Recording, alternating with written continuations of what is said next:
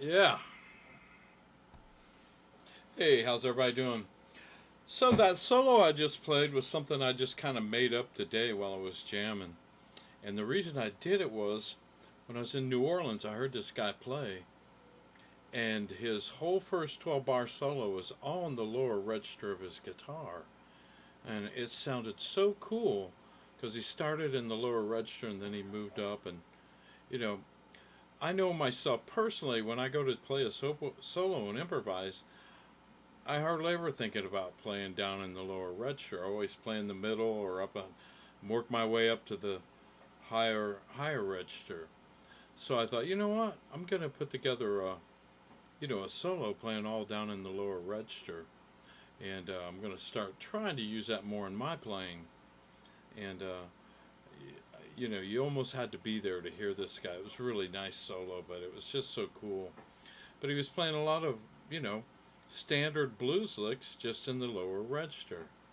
And like I said, his first 12 bars was like totally down in this lower range of the lower register of your guitar. So anyway, that's why I put that solo together. And I know it's not perfect, but it's a start. So anyway, I'm going to show you how to play the solo. And I wanted to talk about my guitar real quick. I had somebody say I talk too much. I'll try to talk faster, maybe. But I try to talk about guitars, amps, music sometimes. I try to refrain from it because, I guess people don't want to hear about guitars and amps, But I wanted to talk about this guitar. I just got it. A friend of mine who owns S.A. Thomas Guitar Repair. His name is Shannon Thomas. He used to work for Paul Reed Smith, and he put this guitar together for me. I actually had these humbucker pickups, or mini humbuckers, or PAFs. They're from the early 70s. This neck is a Japanese Strat neck, and then the other components was I had laying around the telly, volume and tone pots and stuff I had laying around. So I took it over to him yesterday. I said, here, you got a body you can put this on? And so he says, yeah, I got a couple bodies laying around, telly bodies. And so I saw this one, and I thought, man, that's a cool, it's pretty cool color. It's not exactly a seafoam green, but it's pretty close. So I said, man, I like that body, so let's use that body. And I thought it looked cool without the pick guard. I ain't going to put a pick guard on it. That adds character. And it's not a new body, but the body is made out of some kind of wood I can't even pronounce, but it's like super light. It's a chambered body. But with these mini humbuckers, it sounds cool. Mini humbuckers, by the way, have a little more mid-range than a standard humbucker. And that's another thing I like about mini humbuckers. I have a Firebird, and I have an old Deluxe that has mini humbuckers, Les Paul Deluxe. And those things have a little bit more bite and mid-range than your standard humbuckers. They don't have the balls, but they have that mid-range. And, when you're playing blues stuff, I kind of like more of a mid-range sound than that big ballsy. Depends, if I'm going for a Gary Moore sound or whatever, yeah, you want to play a Les Paul. If you're doing a Santana thing, you want Les Paul. You want a fat humbucking sound. But anyway, so let me go back to this solo I played. That's the first lick, and it starts here on the 3rd fret of the A string with your 2nd finger, and you do a hammer on to the 4th fret with your 3rd finger. Then you go to the 2nd fret of the D string with your 1st finger and roll it down to the 2nd fret of the G string. So we got. Then you come up here to the 5th fret of the D string with your 3rd finger. Put some good vibrato on that note.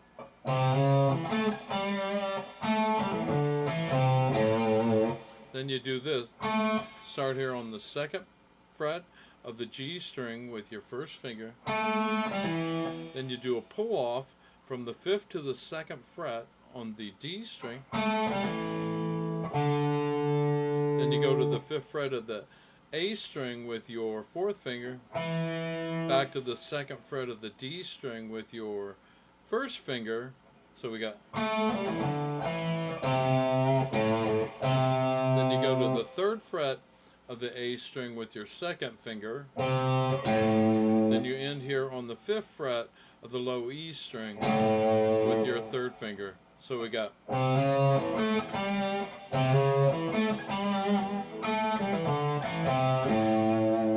One more time.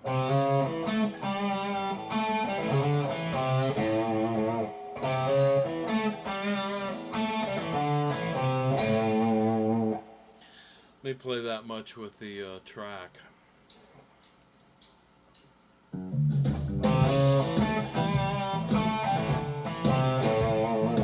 So then at that point you repeat this first lick again. You do the same exact, and then you play this.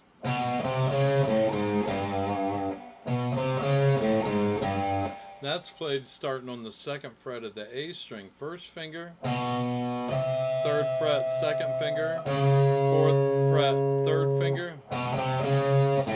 Then you place your 3rd finger on the 5th fret of the A, on the low E string on the A note. Then you go down 5, 4, 3 with your 3rd, 2nd, and 1st finger.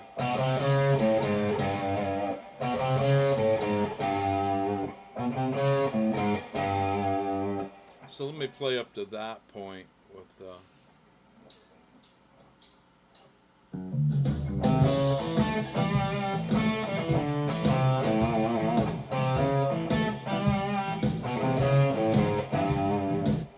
Okay, so then you're going to the 4 chord and you play this lick.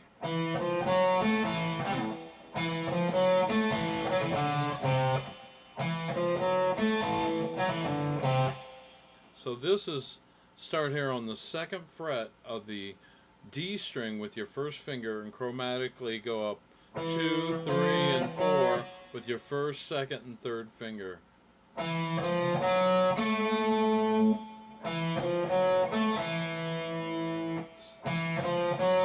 Then you go to the 2nd finger, 2nd fret, 1st finger on the 2nd fret of the G string, roll that up to the 2nd fret of the D string, so we got.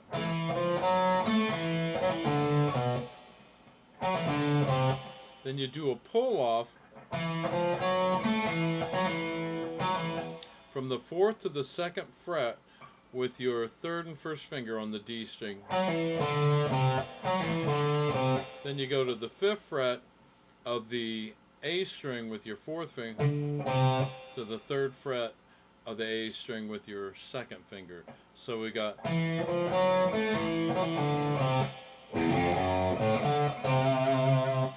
And then you go to the low E string open, 1st finger, 1st fret of the low E string, 2nd finger, 2nd fret of the low E string, then an open A note, 5th fret of the A string, 3rd finger, 3rd fret, 1st finger on the A string, so we got.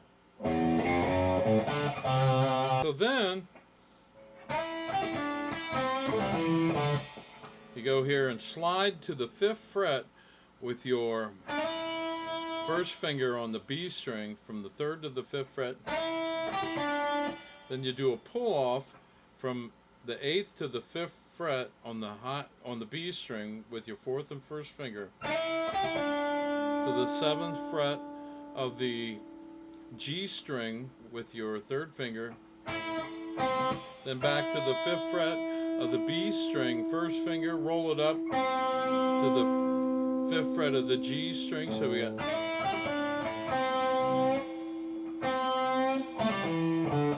Then you do Put that little twist on that note there. So then you do a pull off here from 7 to 5 on the D string with your first finger. You actually do a pull off from 7 to 5 on the A string as well.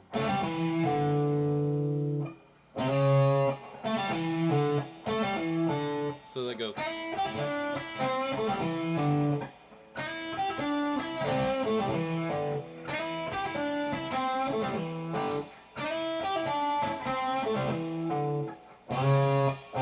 Then you slide from the 3rd to the 4th fret on the A string with your first finger.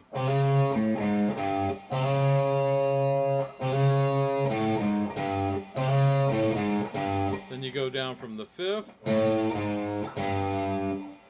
5, 4, 3. So that whole phrase goes.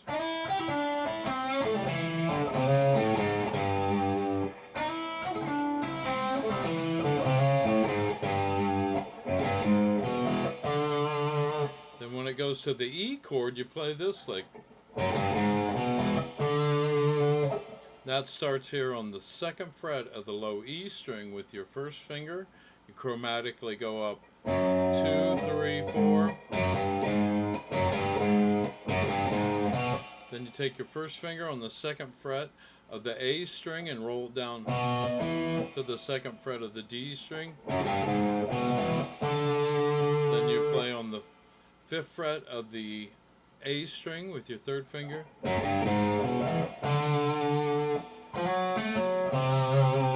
Then you slide from the 3rd to the 4th fret on the D string with your 3rd finger to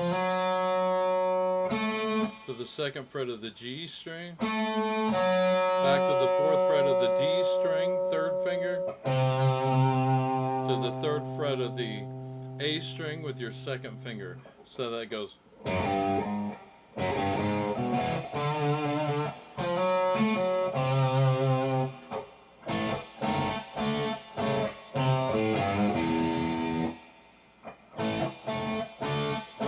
That part's a double stop lick.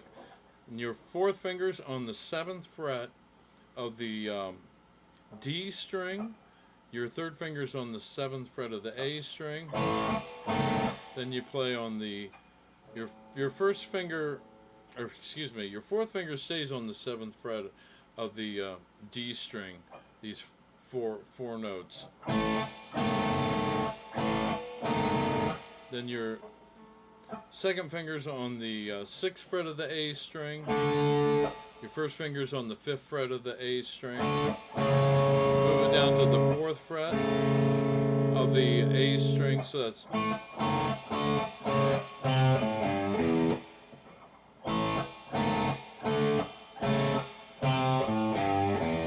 Then you hit on the 3rd fret of the A string, first finger, open.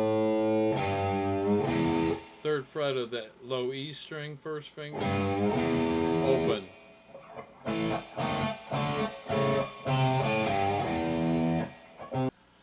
Okay, so let me play this for you one more time.